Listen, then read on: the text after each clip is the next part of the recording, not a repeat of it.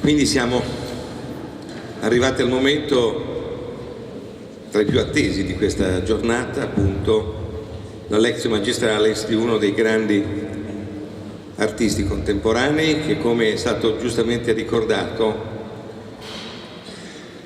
nella sua riflessione artistica ha saputo coniugare un aspetto che per noi è molto importante. Diciamo, domandarsi qual è il rapporto tra insegnare l'arte e il rapporto tra teoria e pratica.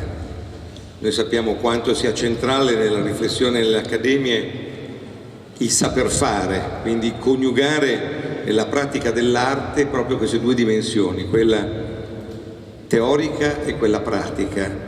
E credo che nessuno meglio di Joseph Kosuth oggi ci possa offrire degli spunti di riflessione e quindi passo immediatamente la parola a Joseph Kosuth per la sua lectio magistralis.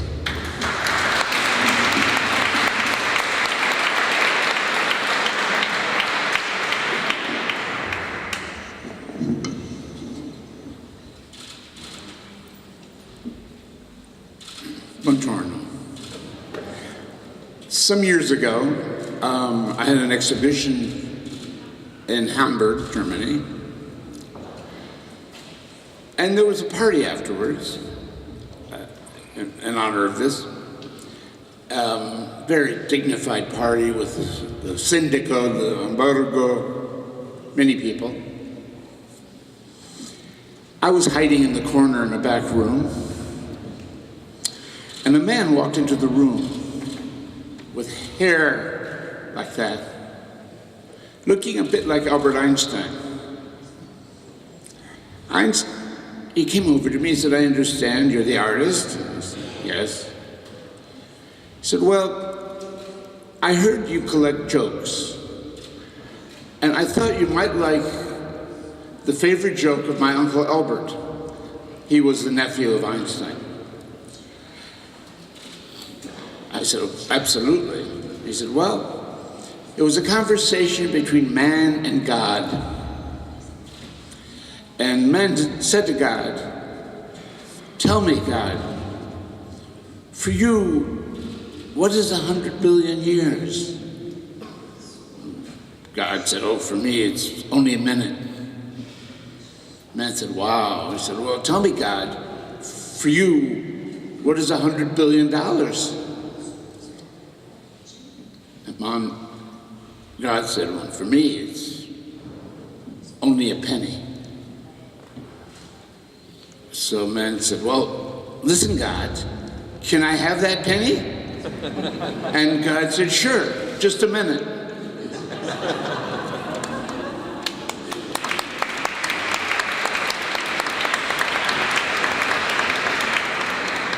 I've told that story for many years because it gives me an idea of English comprehension, jokes being very critical to understanding another language.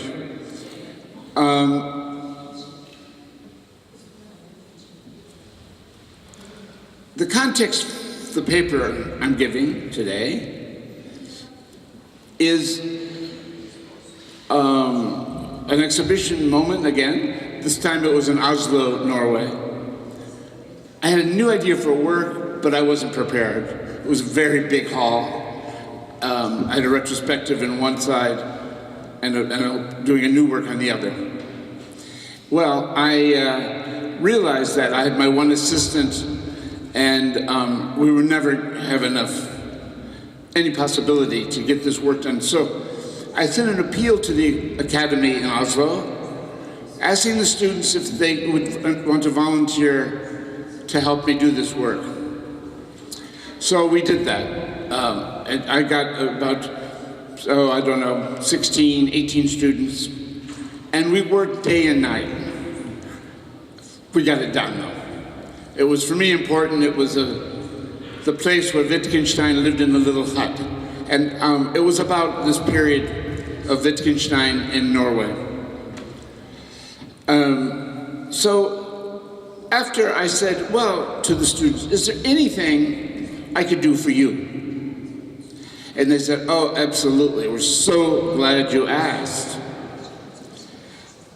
The new Minister of Education has decided that we will stop doing this conceptual art, this international art, this contemporary art, and we're going to return to traditional Norwegian folk art. Well, the students who had spent years developing their own work, it was a complete, terrifying disaster. So I wrote this for the newspaper, the major newspaper in Norway, and it had a very big impact to the point where the policy was changed. 10 points for an art academy. The reflective assimilation of tradition is something else than the unreflective continuity of tradition. Roll follows. Point 1. Perhaps the greatest danger in our politics of culture to art at the end of the 20th century is the populist idea that by reducing art to its most common, popularly accessible level, usually justified as tradition, one is being democratic. And while the subject itself sells itself as universal and timeless, the cultural reality is that appeals to tradition notwithstanding, the work produced by such prescriptions are usually culturally rootless in any real country and homeless in the history of ideas. Point 2.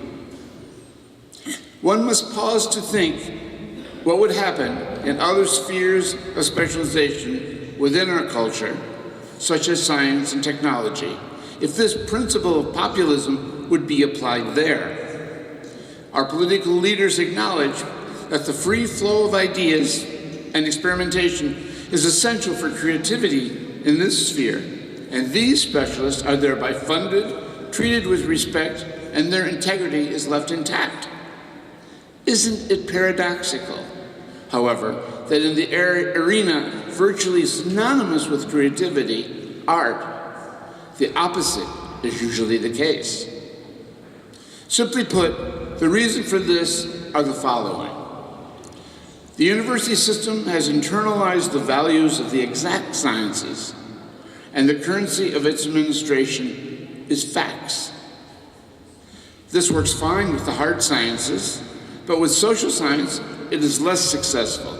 And with art, it can have disastrous results. It often seems that the very concept of art, of an art academy, is seen as a threat by the educational structure. To those outside, it appears chaotic, anarchistic, difficult to establish standards or quality and control. The art historians can be organized to appear better in line with science, having nominal facts, dates, fixed objects with historical pedigree and paperwork, technical knowledge to be learned in relation to connoisseurship, and so on. This, by the way, is why the artist is often in conflict with the art historian. The artist's experience of art as a process is directly at odds with such a presentation of it. It is in the context of the need to replicate scientific controls and quality that one often finds the kind of ultra-conservative agenda being proposed, as you are familiar with. Such measures, however, are always proposed out of fear. Fear of what is not understood, fear of what constitutes, for that speaker, the unknown. For someone outside of the current battles over ideas and art, such populist proposals must seem reasonable. That's what everyone believes art is, right?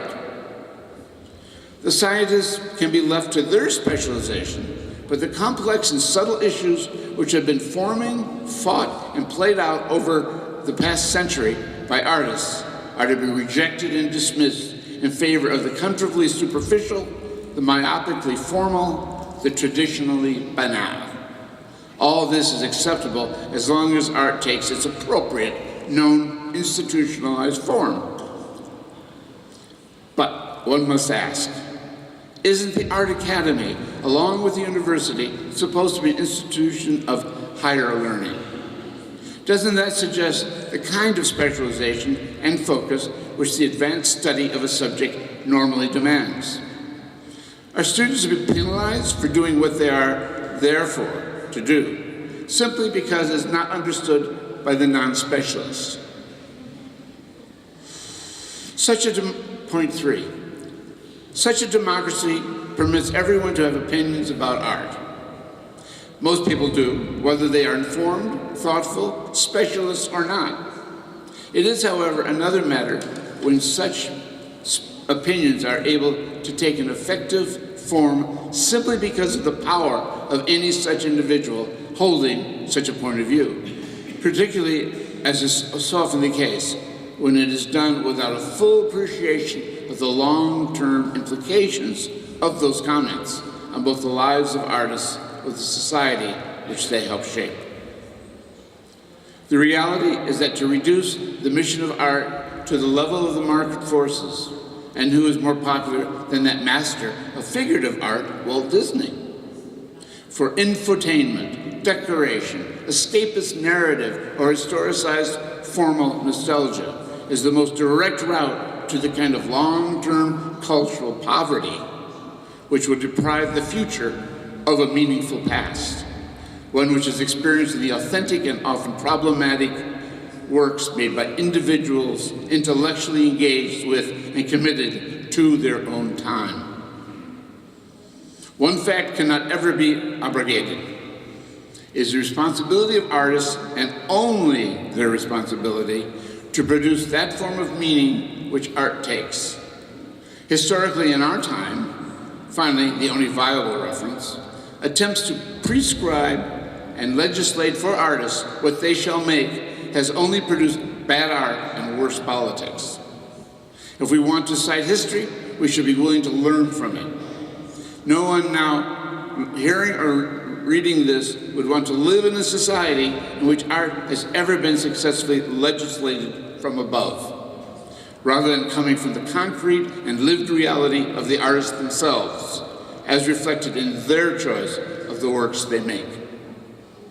It is such a connection which gives the work of art in our museums the power of their authenticity, a power which transcends the difference of centuries because it is authentically connected to its own. Point 5. There is no location where artists, both as students and teachers, are more vulnerable to the prescriptions mentioned above than art academies. An art academy, simply put, is a representation of the institutionalization of art. It is also thereby the front line within which one can change those practices which form the consciousness of a society. It represents the world as an inherited collection of rules, practices, traditions, habits about art that are afloat at any given moment within society. While some may find a political advantage in promoting a 19th century romantic formula for the education of artists, the reality of daily life is formed as much by the international culture of a global market economy as it is through local tradition. Artists must be free to have a critical and constructive relationship with both, and younger students of art all the more so. Point 6. The presumptions and prescriptions that are taught in the Academy are a de facto description of what art is. When you describe art, you're also describing how meaning is produced and subjectivity is formed. In other words, in describing how reality is represented, you are in that act forming it. By teaching a description of reality, you're engaged in constructing it. And in this sense, an art academy is a political institution as much as a cultural one. If there ever was an appropriate place in which one would find, then, in a free society, the maximum amount of tolerance, of free play, of a respect for the unbridled limits of the questioning process, it should be the Art Academy. Point 7. An artist's political responsibility cannot be separated from his or her cultural role. We need to understand the mechanisms of our culture if we are ever to politically evaluate the world we are helping to produce. Understanding art through reconceptualizing it for the living and not just utilizing inherited forms is how we begin to understand that production. This political responsibility begins with the artist questioning the nature of art itself.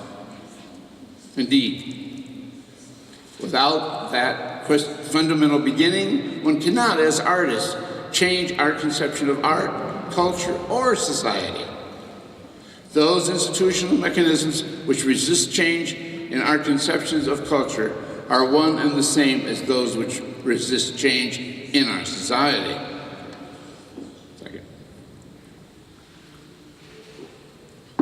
If one has a deep understanding of the art of our century, it is impossible to not conclude that artists make meaning, not simply forms and color.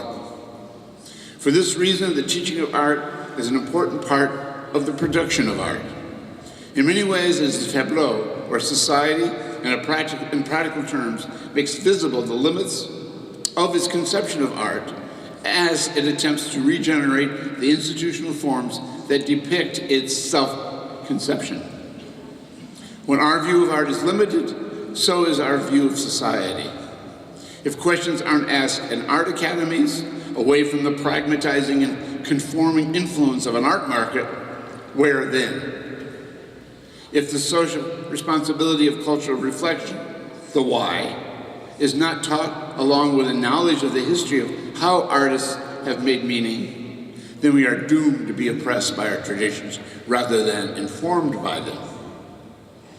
The teacher of art, as a teacher and as an artist, can do no more than participate with the students in asking the questions.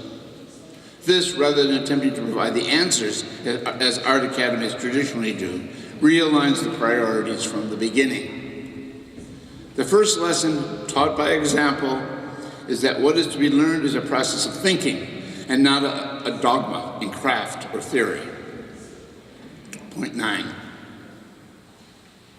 The teacher is not the representative of the institution, but one artist among several sharing a conversation. What is said has its own weight. If a teacher is any good, he or she learns as much as the students. The answers, if there are any, are formed by all of the participants in the conversation, within the context of their own lives, and their practical effect is only within that larger conversational process, the shared discourse of a community.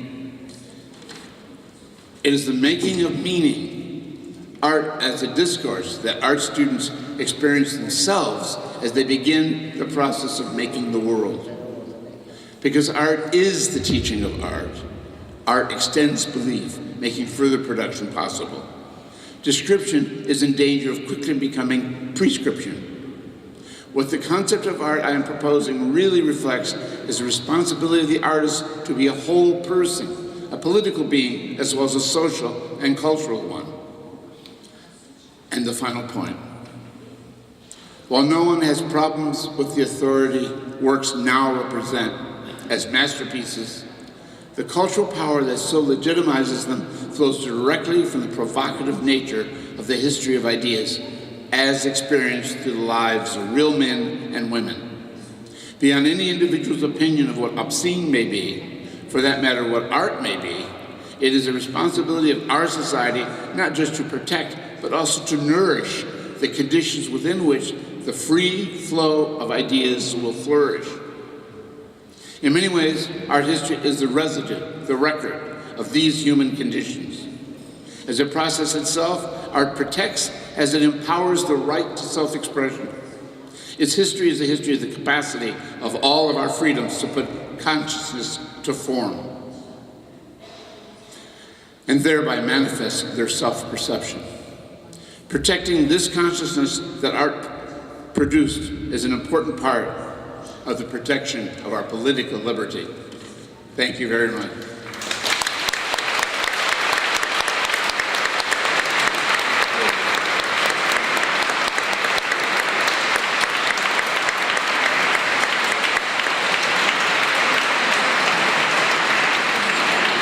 Now I'd like to Proviamo.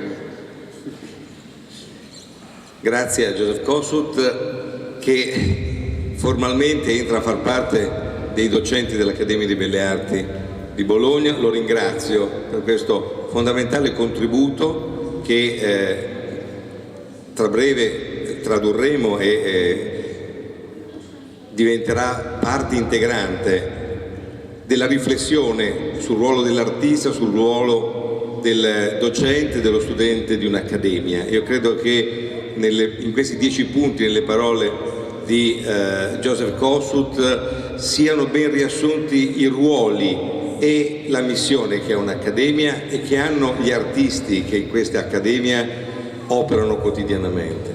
Ritengo veramente importante mai scindere quella che è la riflessione teorica con la pratica artistica, quello che, come ci è stato ricordato da Joseph Kosuth, essere il momento di dialogo. Non ci sono persone che posseggono le risposte, ma ci sono solo domande da condividere, e il luogo della condivisione sono i laboratori, sono le aule, sono gli spazi di un'accademia, sono gli spazi del luogo dove si produce arte. Quindi ringrazio ancora tantissimo Joseph Kosuth e credo che questa sia la dimostrazione di come essere un grande artista che ha in qualche modo ricevuto l'insegnamento di un grande personaggio che ha sconvolto l'arte del Novecento come Marcel Duchamp, abbia effettivamente inserito un germe che è quello della riflessione sul ruolo dell'artista e sul ruolo della trasmissione dell'educazione all'arte. E in quanto docente di pedagogia e didattica dell'arte sono particolarmente grato del contributo di Joseph Kosuth. Grazie ancora.